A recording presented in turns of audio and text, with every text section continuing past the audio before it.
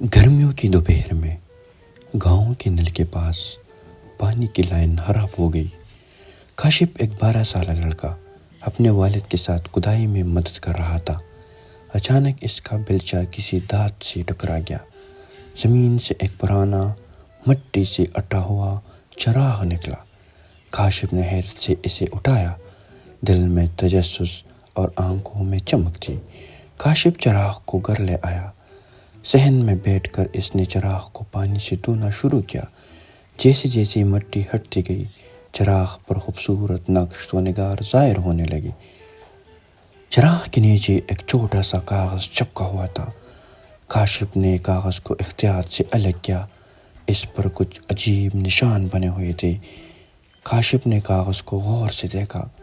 اس پر ایک درخت، ایک پہاڑی اور ایک کوے کی تصویر بنی تھی۔ نشانوں کے نیچے ایک تیر کا نشان تھا جو کسی مخصوص جگہ کی طرف اشارہ کر رہا تھا۔ کاشف نے سوچا، یہ شاید کسی خزانے کا نقشہ ہے۔ دل میں مہم جوئی کی خواہش جاگ اٹھی۔ کاشف نے اپنے قریبی دوستوں علی اور سارہ کو چراغ اور نقشہ دکھایا۔ تینوں نے مل کر نشان کا مطلب سمجھنے کی کوشش کی۔ علی نے کہا، یہ درخت تو ہمارے گاؤں کے پرانے برگد کا لگتا ہے۔ سارہ نے کنویں کی تصویر پہچانی، یہ تو وہی کنواں ہے جو پہاڑوں کے پاس ہے۔ تینوں دوستوں نے فیصلہ کیا کہ وہ اگلی صبح خزانے کی تلاش میں نکلیں گے۔ انہوں نے پانی کی بوتلیں، ٹارچ اور ایک چھوٹا بیلچہ تیار کیا۔ کاشف نے چراغ اور نقشہ ایک تھیلے میں رکھا۔ رات بھر وہ تینوں پرجوش تھے، دل میں تجسس اور آنکھوں میں خواب۔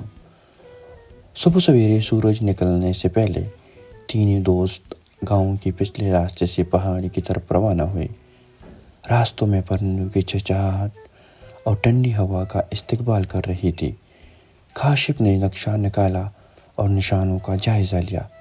ان کا پہلا ہدف برگد کا درخت تھا۔ برگد کے درخت کے نیچے پہنچ کر انہوں نے زمین کا معائنہ کیا۔ درخت کی جڑوں کے قریب ایک پتھر پر وہی نشان کندہ تھا جو نقشے پر تھا۔ علی نے کہا، یہی جگہ ہے۔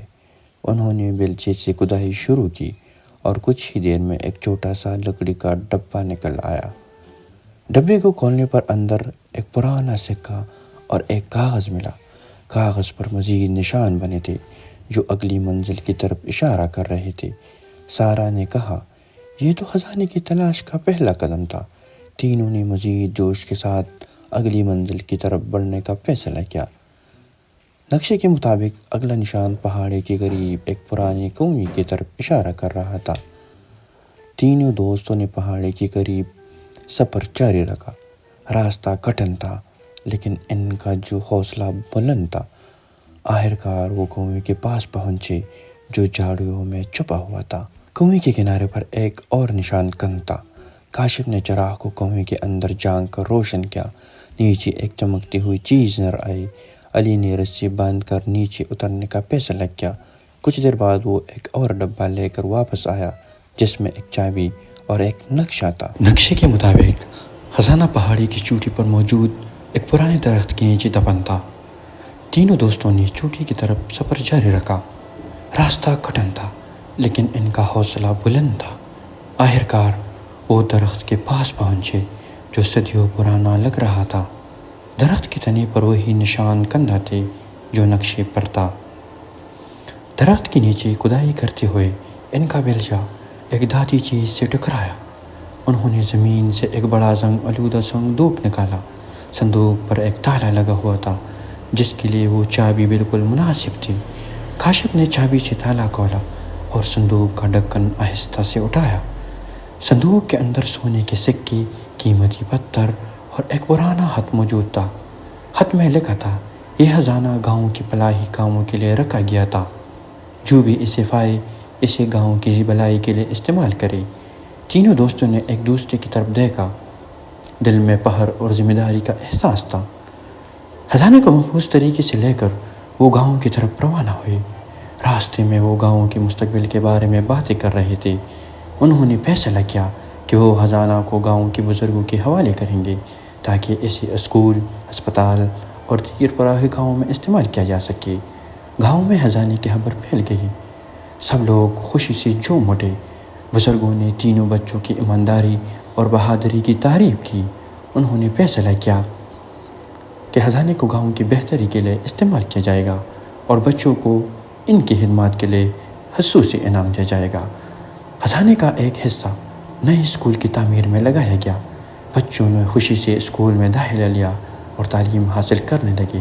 کاشف، علی اور سارہ نے بھی اسکول میں داخلہ لیا اور اپنی تعلیم جاری رکھی۔ گاؤں میں تعلیم کی روشنی پھیلنے لگی۔ خزانہ کا دوسرا حصہ ایک چھوٹے ہسپتال کی تعمیر میں استعمال ہوا۔ گاؤں کے لوگ اب علاج کے لیے دور دراز کے علاقوں میں جانے کے بجائے اپنے گاؤں میں ہی علاج کروا سکتے تھے۔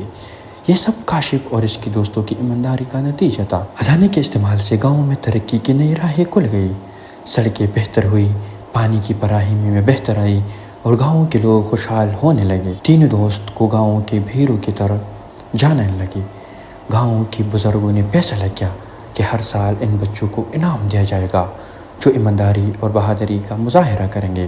کاشف، علی اور سارہ، اس کی کہانی کو نصاب میں شامل کیا گیا تاکہ دوسری بچی بھی ان سے سبق لے سکے۔ کاشف، علی اور سارہ نے اپنی تعلیم مکمل کی اور گاؤں کی خدمت میں لگ گئے۔